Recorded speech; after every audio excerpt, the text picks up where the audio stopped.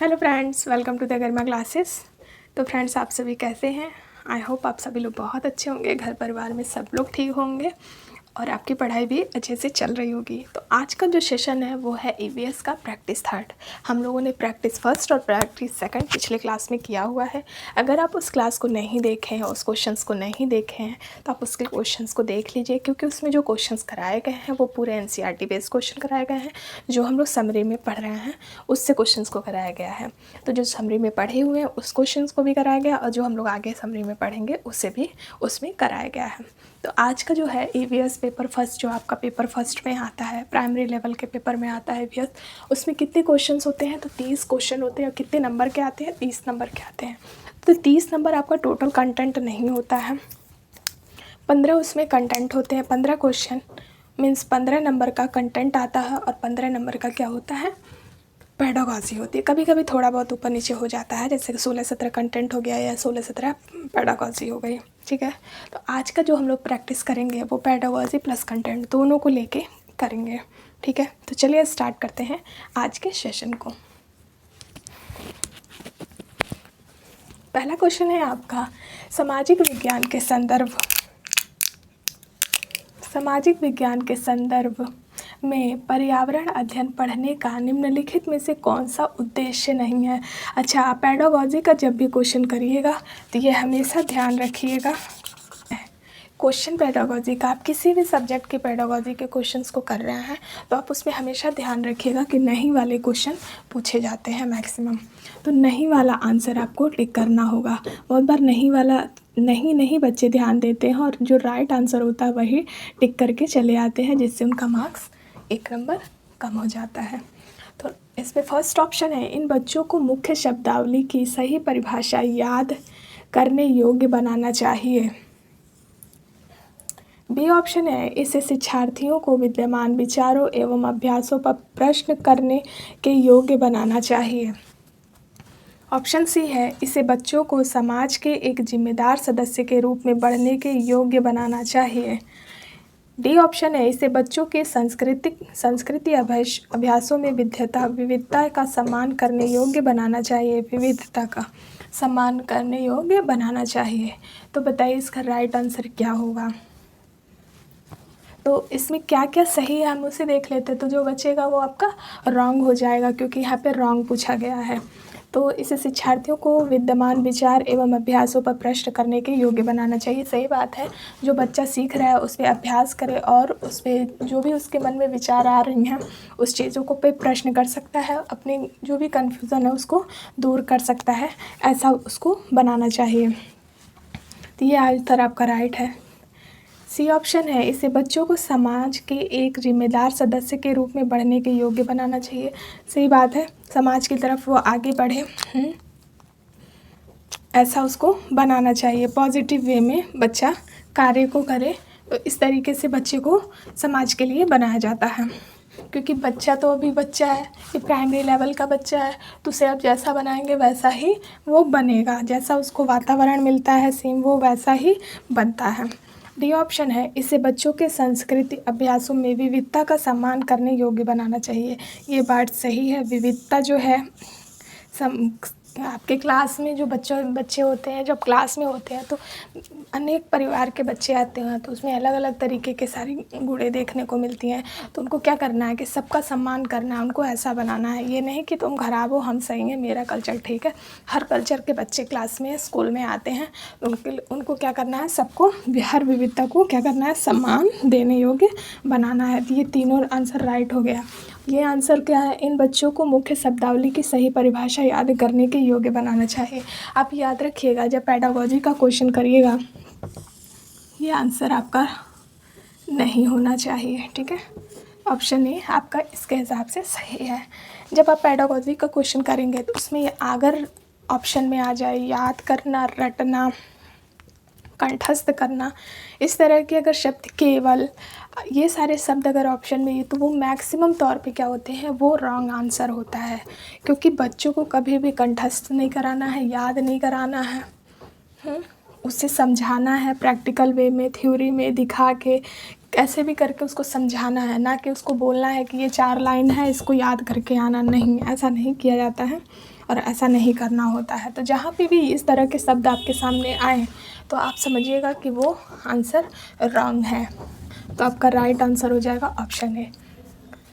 Second question है, रात में जागने वाले जानवर हर चीज़ को देखते हैं कैसे? केवल लाल रंग में देख सकते हैं। बी ऑप्शन है हरे रंग में, हर रंग में देख सकते हैं, ठीक है, हर रंग में सारे कलर को देख सकते हैं। सी ऑप्शन है केवल काली सफ़ेद देख सकते हैं। डी केवल हरे रंग को देख सकते हैं। तो रात में जो जागने वाले जानवर होते हैं, जो रात्रि में जगते हैं, वो जानवर कौन से कलर को देखते हैं? तो वो जानवर आपके काले और सफ़ेद कलर को देख पाते हैं, बाकी कोई कलर नहीं देख पाते हैं।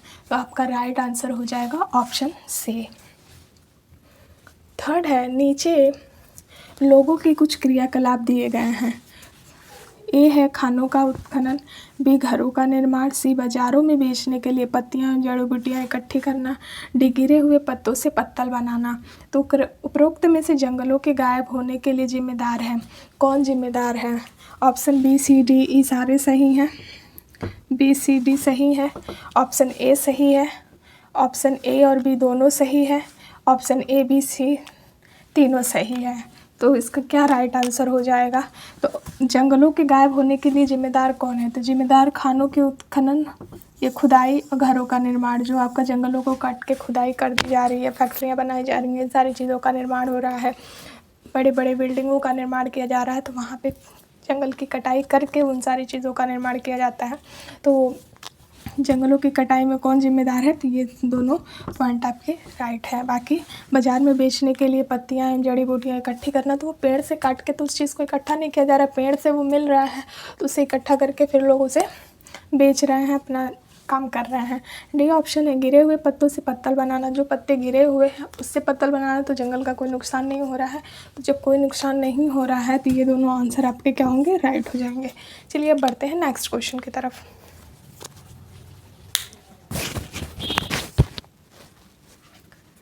क्वेश्चन नंबर 4 क्या है? क्वेश्चन नंबर 4 को अब देखते हैं हम लोग। रजत ने अपने मित्र से कहा, मैं नहीं खेल सकता क्योंकि मुझे बुखार है। क्या है? उसे बुखार है। मैं कपकपी, बुखार, सिर दर्द। अब बुखार का बता रहा है कि उसको क्या क्या हो रहा है। कपकपी बुखार है, सिर दर्द, और अंत में पसीना आने के चक्र से गुजरता हूँ। लास्ट में उसे क्या हो रहा है? पसीना आ रहा है। रक्त की जांच के बाद डॉक्टर ने मुझे एक कड़वी दवाई दी है। रजत किस रोग से पीड़ित हो सकता है, ये आपको बताना है। ऑप्शन में दिया हुआ है। ए ऑप्शन है मलेरिया, बी है अतिसार, बी है मियादी बुखार, सी है अतिसार और डी है हैजा। तो आप बताइए कौन सा उसे रोग होगा, कौन सी बीमारी से वो पीड़ित है इस टाइम? तो वो पीड़ित है मलेरिया से, क्योंकि मलेरिया में के ये सारे लक्षण होते हैं। उसमें क्या होता है? कपकपी बुखार होगा, सिर दर्द होगा, जब बुखार कभी ज़्यादा कभी कम होता है तो उसमें चक्कर भी आते हैं। और जो आपका मलेरिया होता है, मलेरिया में आपका कुनैन के छाल की दवा दी जाती है जो बहुत कड़वा होता है, ठीक है। तो याद रखिएगा ये मलेरिया के लक्षण होते हैं जो इसमें बताया गया। ये बहुत बार क्वेश्चन पूछा गया है। आप किसी भी सेट में जाएंगे तो ये क्वेश्चन आपको देखने को मिलेगा। तो जो भी यहाँ पे क्वेश्चन कराए जा रहे हैं वो क्वेश्चंस आपके किसी न किसी ईयर में पूछे गए हैं, उन क्वेश्चंस को हम लोग कर रहे हैं। चलिए देखते हैं नेक्स्ट क्वेश्चन को। नेक्स्ट क्वेश्चन नंबर 5 है, पंखुड़ियों के अंदर फूलों के बीज में कुछ पतली पाउडर जैसी रचनाएं दिखाई देती हैं, जिन्हें कहते हैं। अच्छा, आप लोग खुद देखे होंगे जो फूल होता है ना, उसके अंदर कुछ इस तरीके से होता है और उसको टच करेंगे तो कुछ आपको हाथ में पाउडर जैसा लग जाता है। तो उन्हें हम क्या कहते हैं? वर्तिकाग्र, परागकोश, पराग, अमूलांकुर। तो राइट आंसर क्या हो जाएगा? पराग। आपका ऑप्शन सी राइट है। क्या होता है? पराग होता है। पराग पौधों द्वारा संश्लेषित शर्करा युक्त तरल पदार्थ है, ठीक है। और सामान्यतः इसका निर्माण जो होता है ना, फूल बनने के टाइम होता है। और ये जो पराग होते हैं इसको हमिंग बर्ड और कई सारी पक्षियाँ जैसे तितलियाँ और कई सारे कीटें जो होती हैं वो इसका जो होता है खाद्य पदार्थ होता है, मतलब उनका ये भोजन होता है। और जो मधुमक्खियाँ होती हैं आपकी, इसका प्रयोग, पराग का प्रयोग किस में करती हैं? मधुमक्खियाँ शहद बनाने में इसका प्रयोग करती हैं, आप याद रखिएगा।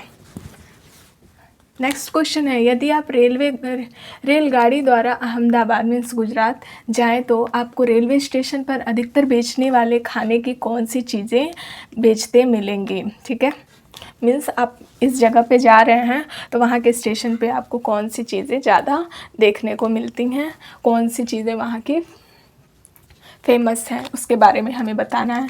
पूड़ी साग तथा ठंडा दूध, ढोकला चटनी नींबू वाली चाय, सी है छोले भटूरे तथा लस्सी, डी है इडली चटनी तथा वड़ा चटनी। बताइए इसका राइट आंसर क्या होगा? तो राइट आंसर आपका इसका हो जाएगा ऑप्शन बी, ढोकला चटनी नींबू वाले चाय। आपको कहाँ मिलते हैं? गुजरात में आपको मिलेंगे, अहमदाबाद में, वहाँ पे ये चीज़ें फेमस हैं। अच्छा, एनसीईआरटी की जो हम लोग समरी कर रहे हैं ना, तो उसमें ये सारी चीज़ें हम लोग आगे पढ़ेंगे, कुछ कुछ पढ़ते हुए चल रहे हैं। आप देख रहे होंगे कि कुछ कुछ चीज़ें जो हम लोग पढ़े हुए हैं उससे क्वेश्चंस मिल रहे हैं, और आगे जब आप सीक्वेंस में पढ़ते हुए चलेंगे तो ये सारे वहाँ पे मिलते जाएंगे कि कहाँ पे क्या खाया जाता है, तो किस चीज़ में बनाया जाता है। तो आप उस क्लास को अगर नहीं देख रहे हैं तो उस क्लास को भी देखिए, ताकि चीज़ों को आप अच्छे से समझ पाएँ और क्वेश्चन अच्छे से आराम से कर लेंगे। तो समरी प्लस क्वेश्चंस दोनों, आप दोनों क्लास को देखिए ताकि आपके लिए इजी हो एग्ज़ाम में क्वेश्चन कर पाना। पक्षी अपनी गर्दन बहुत अधिक, नेक्स्ट क्वेश्चन है, पक्षी अपनी गर्दन बहुत अधिक हिलाते हैं, इसका कारण है कि, इसका कारण क्या है? ठीक है, पक्षियाँ क्या करती हैं, आप देखे होंगे पक्षियाँ अपनी गर्दन हिलाती रहती हैं, लेफ़्ट राइट आगे पीछे ऐसे हिलाती रहती हैं। तो किस कारण से, क्यों हिलाती हैं, क्या रीज़न है, यही बताना है। उनके कान पंखों से ढके होते हैं, कान पंख से ढके हैं तो हिलाएंगे। यहाँ तो गर्दन के बारे में पूछा गया ना, बहुत अधिक हिलाती थी, इसका कारण क्या है? गर्दन के बारे में। दूसरा आंसर उड़ सकते हैं, पक्षी है तो उड़ेगा ही। ठीक है, कुछ पक्षी एक आध छोड़ के आपके सारी पक्षियाँ उड़ती हैं। ऑप्शन सी है, पक्षियों की आँखों की पुतलियाँ घूम नहीं सकती, और डी ऑप्शन है, पक्षियों की आँखें छोटी होती हैं। आँखें छोटी हो या बड़ी हो, गर्दन हिलाने का क्या मतलब है? देखिए यहाँ पे इसका राइट आंसर हो जाएगा ऑप्शन सी। तो क्यों राइट आंसर ऑप्शन सी होगा?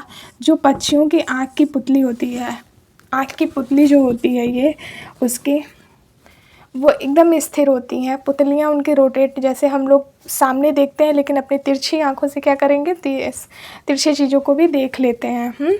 लेकिन उनकी जो आँख होती हैं वो एकदम स्थिर होती हैं, एक जगह ही होती हैं, वो उसे इधर उधर नहीं कर सकते। तो जब आँख की पुतली उनकी इधर उधर नहीं हो रही है तो स्वाभाविक है कि वो अपना गला ही लेफ़्ट राइट करके चीज़ों को देखेंगी। तो इसीलिए वो फटाफट क्या करती हैं, अपने गर्दन को हिलाती रहती हैं, राइट लेफ़्ट में देखती रहती हैं चीज़ों को। तो रीज़न क्या है? रीज़न ये है कि उनकी पुतलियाँ स्थिर होती हैं, जिस वजह से वो अपने गर्दन को बहुत अधिक हिलाते हैं। ध्यान रखिएगा इस बात को। आगे जब हम लोग समरी करेंगे तो उसमें भी इन सारी चीज़ों को पढ़ेंगे। जो भी ऑप्शन छूट रहे हैं वो सारे ऑप्शन हम लोग समरी में पढ़ेंगे, इसलिए उस क्लास को भी आप देखिएगा। चलिए बढ़ते हैं नेक्स्ट क्वेश्चन की तरफ।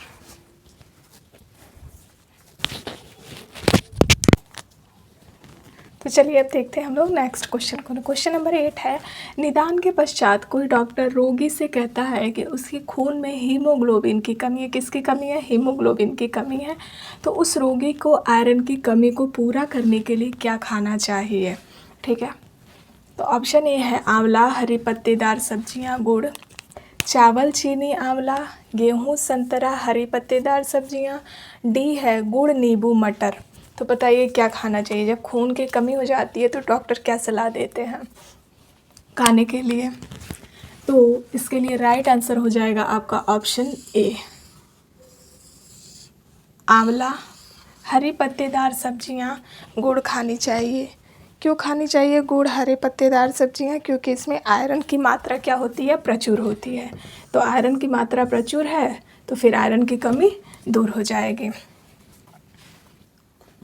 अच्छा, संतरा कब खाया जाता है?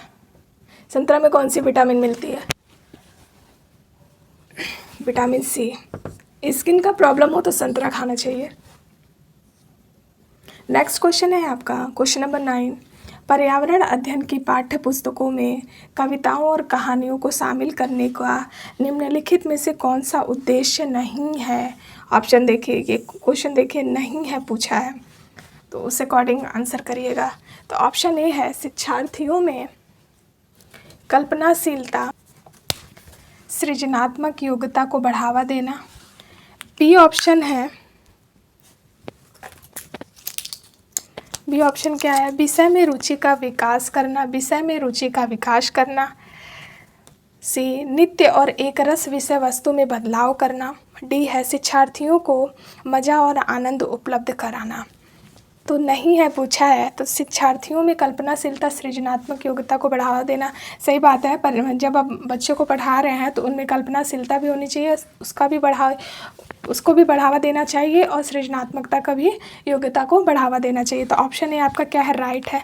विषय में रुचि का विकास करना, जो सब्जेक्ट आप पढ़ा रहे हो तो उसको रुचि करके पढ़ाएंगे, इंटरेस्ट करके पढ़ाएंगे, उसको एग्जाम्पल देके समझाएंगे, तरह तरह की चीज़ों को विजुअल करेंगे, तो वो क्या करेगा, बच्चा उसमें इंटरेस्ट लेगा। तो ये विकास हो गया उसके विषय में रुचि का विकास करना, ठीक है। उस विषय को उस तरीके से पढ़ाया जाता है ताकि बच्चा उसमें रुचि ले, इंटरेस्ट ले। सी रुचि और एकरस विषय वस्तु में बदलाव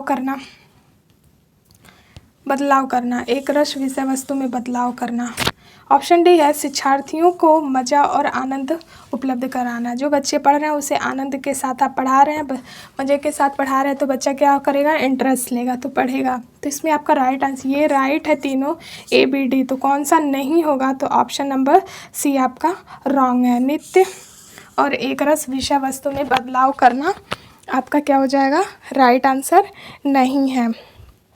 पर्यावरण अध्ययन के शिक्षक को, ऑप्शन ए विशेषतः पुस्तकों और परीक्षाओं पर ध्यान देना चाहिए। बच्चों के दृष्टिकोण को स्वीकार करना एवं सम्मान देना चाहिए। अभिभावकों के विचारों को स्वीकार करना एवं सम्मान देना चाहिए। डी है विशेषतः प्रयोगों पर ध्यान देना चाहिए। तो पर्यावरण अध्ययन में शिक्षक को क्या करना चाहिए, पुस्तक और परीक्षा पे ध्यान देगा तो इस पर बच्चे का क्या लाभ, अभिभावक के विचारों को स्वीकार करेगा तो बच्चे पे क्या प्रभाव पड़ रहा है उसका, प्रयोगों पर केवल आप प्रयोग कराते जा रहे हैं, केवल बच्चों के साथ प्रयोग कराते जा रहे हैं, तो बच्चा क्या मतलब क्या हो पा रहा है बच्चे के साथ।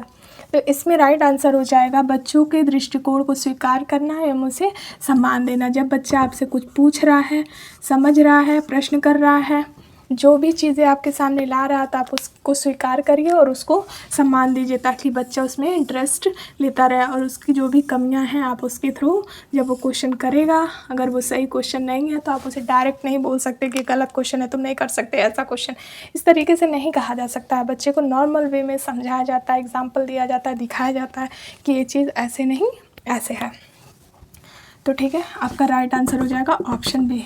नेक्स्ट क्वेश्चन है निम्नलिखित में से पेट्रोलियम के सही अभिलक्षण चुनिए। ये सारे क्वेश्चन आपके एग्जाम में पूछे गए हैं। आप प्रीवियस ईयर क्वेश्चंस को जब करेंगे तो उसमें कहीं ना कहीं क्वेश्चंस को ये सारे आपको मिलेंगे, ठीक है।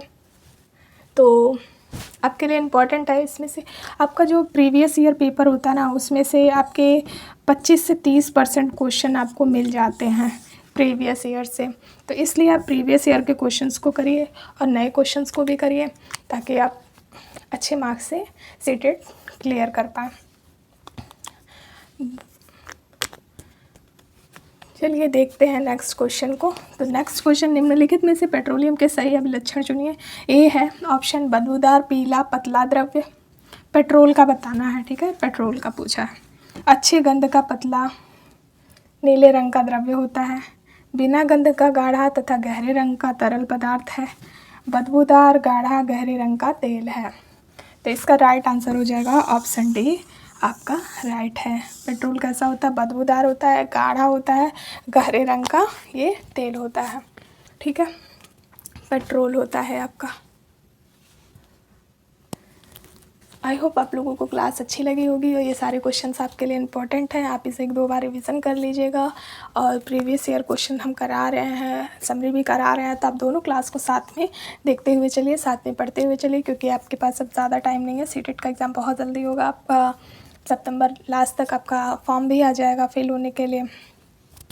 तो लगभग 1 महीने फॉर्म फिल होगी, उसके बाद 1 महीने बाद आई थिंक स्टार्ट हो जाएगा एग्ज़ाम, क्योंकि 1 महीना तो एग्ज़ाम आपका चलेगा ही, 20-22 दिन 25 दिन तक एग्ज़ाम आपका चलेगा। CBT मोड पे हो गया, पहले एक दिन में ऑल इंडिया का पेपर हो जाता था, लेकिन अभी CBT मोड होने के कारण, ऑनलाइन पेपर होने के कारण आपका शिफ्ट वाइज पेपर होता है, फर्स्ट शिफ्ट सेकंड शिफ्ट, और पर डे पेपर कंटिन्यू होता है। तो जिस भी दिन आपका पड़ेगा आपको जाके देना ही पड़ेगा।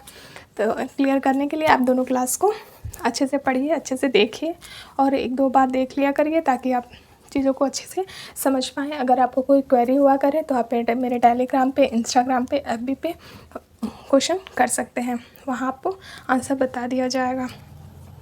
अगर आपको क्लास अच्छी लगी हो तो please like, subscribe, comment and share करें, ताकि हम आपके लिए और भी अच्छे अच्छे क्वेश्चंस लाएँ, समरी अच्छे से कराएं।